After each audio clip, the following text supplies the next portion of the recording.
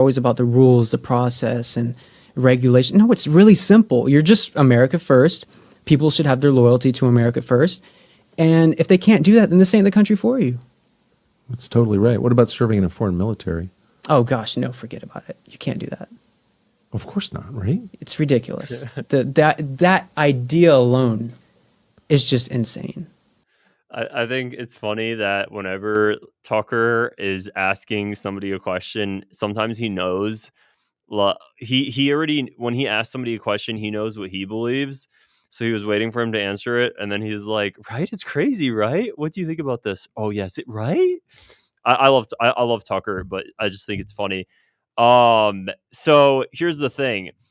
Did you guys hear that part where I'm glad Tucker asked him the question, though, regarding should you be serving in a foreign military? Oh, absolutely not. Clearly hinting at Israel. Now, what's so interesting about this dude is he said a lot of things. One, naturalized citizens shouldn't hold office, likely referring to Zoran Mamdani and many others. And then he also explained that no dual loyalty whatsoever. So these are very specific topics that have to do with Israel when it comes to dual loyalty, and then of course serving in a foreign military. Because I think when it comes to serving in a foreign military, there's no when people think about that, there's no other real country that comes to mind that is as much of a concern where you see politicians wearing their Israeli IDF military uniform in Congress. There's no other country that politicians do that for aside from Israel. What's also really interesting about this guy actually is if you go ahead and you click his profile, let me share his tab here. And this is kind of where I wanted to talk about the shift in Gen Z, especially where they're starting to really embrace this America First thing. You'll see he's Christian, America First as well. And he's and it doesn't say MAGA, it says America First. And they actually talked about Nick Fuentes, surprisingly, and I didn't watch too much of this thing. I'll probably watch this interview later, but they were mentioning Nick Fuentes and why he believes that Nick Fuentes is taking off on the right. Let me see where I can find this. Let me go ahead and share this tab again here, and let's see if we can scroll through it and see it. Let's see. I want to see some other things. Conservatives have been trained to blame the borrower, not the lender. Interesting. Ted Cruz keeps... Though it seemed like it might. Here, and that's a good thing because, after all, there's a lot else going on in the world, some of it important.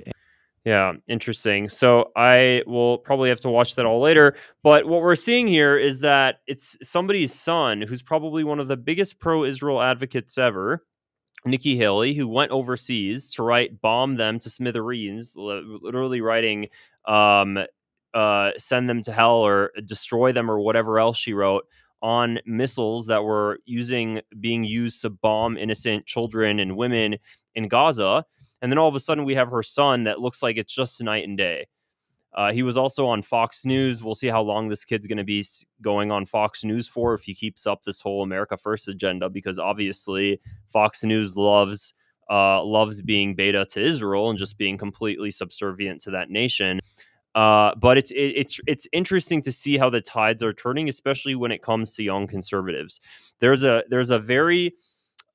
huge difference between why the left and the right are disapproving of Israel. Now, they do coincide a lot, because I don't want to make it seem like conservatives are only focused on America First and they're not concerned at all about the massive amounts of civilian death in Gaza. That's simply not true, because I've met a lot of conservatives that do care about that.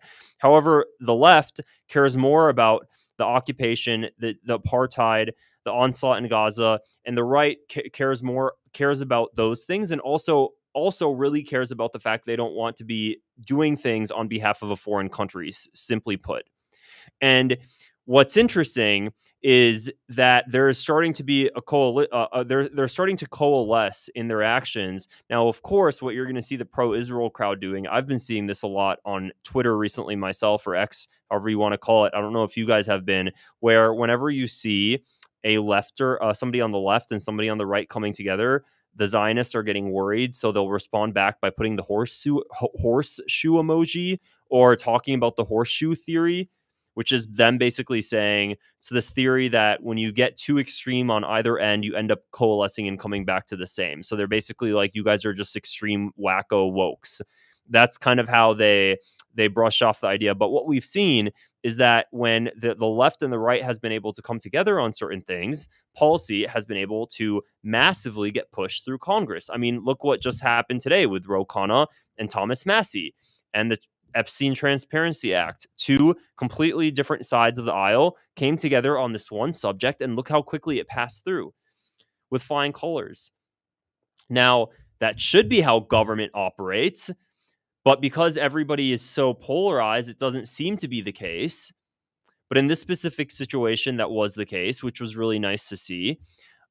So now the Zionists and the pro-Israel crowd don't like that at all. So they want to make sure that people view these individuals that are working together on opposite sides as fringe, so that way others don't start to ride the anti-Israel bandwagon. Because ultimately, right now, the left's already left Israel, at least the general public, although, of course, the politicians are all bought out. And the right, the general public's also starting to feel wary of Israel, especially under 30, absolutely, on both sides. But right-wing politicians, not so much. They're still completely subservient. If you look at Congress is still heavily bought out by AIPAC and the rest of the Israeli lobby. But that's beginning to change. And what we're seeing is that there is a deep desire and there's this fear that they're trying to hold on to power and they know that it's slipping. So they're doing everything they can. And typically when things are headed, when they know that they're going to lose power is when they try to claw on the most. And when I say them, I'm talking about individuals like Mark Levin and Ben Shapiro, who are just going fanatic right now, dealing with the rise of Tucker and Candace and Nick Fuentes, and who are freaking out. And you're seeing Mark Levin talk about how he's gonna. You guys saw that clip of Mark Levin, and he's like, "Your stupid little podcast. You think your stupid little podcast is gonna change the world? Not if I have anything to stop it." So that sort of crazy, just like out of this world response to these sort of things. We have politicians. Elise Stefanik, who's running for governor of New York now, to take over Kathy Hochul's seat. Why? Not because of anything that actually has to do with New York, but because it's very obvious that she is now running for governor and leaving the Congress because they don't want Mamdani, who's anti-Israel, to be operating New York City. Now, it's not because she wants to run for governor because Mamdani is a socialist and he's a left-winger. It's because of the fact that he's anti-Israel. It wouldn't have been such a terrifying threat for her or for the right-wing Israeli crowd if he was just as a socialist. She, out of all people running, really couldn't have been any other Republican that would have ran for that spot. Of course not. It had to be her, the one who's been spearheading the Israel movement in the United States, that's been going overseas, seeing Netanyahu doing all the things, calling the United Nations anti-Semitic. They specifically wanted her to be governor to make sure that they could specifically tackle Mamdani on his policies as mayor when it comes to Israel. Because you think they would have tossed an anti-Israel Republican in there? Absolutely not. So you can see that there's this grip of power that there's a slip of power that they're trying to claw onto. Same thing with the upcoming midterms, trying to unseat Thomas Massie, Marjorie Taylor Greene. It's all part of the larger tapestry of everything. It's all just falling apart. So that's the silver lining there, is that the younger generation's fed up with it. Now, how long is it going to take for policy to catch up, especially with this 20-year memorandum of understanding? I keep saying I'm going to make a video on it. I need to do that tomorrow. The 20-year memorandum of understanding between the United States and Israel now that Netanyahu is pushing. The last one was signed, I believe, in 2016 with Barack Obama. And what it allowed for is a 10-year contract, basically, with Israel, saying this is how much money we're going to give you every single year, $3 billion, and we're going to give you more during war. And it expires, and it's coming up to expire, so we're going to renegotiate the next one now. Except Israel knows they're losing the younger generation, so they're like, shit, we're losing the younger generation, so maybe it's not a good idea to do another 10-year one. Maybe we should really like go as far out as we can until we have more time to establish ourselves in the Middle East. Why don't we do a 20-year one, which is why they're doing the 20-year one now. So now they're trying to extend it because they know that if they have a finite amount of time before the U.S. policy turns on them, which it eventually will, regardless of how much the pro-Israel crowd thinks that the United States would never leave Israel. I promise you, once Gen Z comes in office, things are going to change. Things are absolutely going to change, and Israel knows that. So this is why now they're pushing for this 20-year memorandum of understanding to make sure that they at least have an additional 2 decades. So that's really everything I wanted to say for this video, guys. I hope you guys found it interesting. Would also appreciate some super chats and support to keep my channel operating. Would mean a lot for me. And also, if you could click the like and subscribe, give it a thumbs up and subscribe as well. Otherwise, guys, I will see you both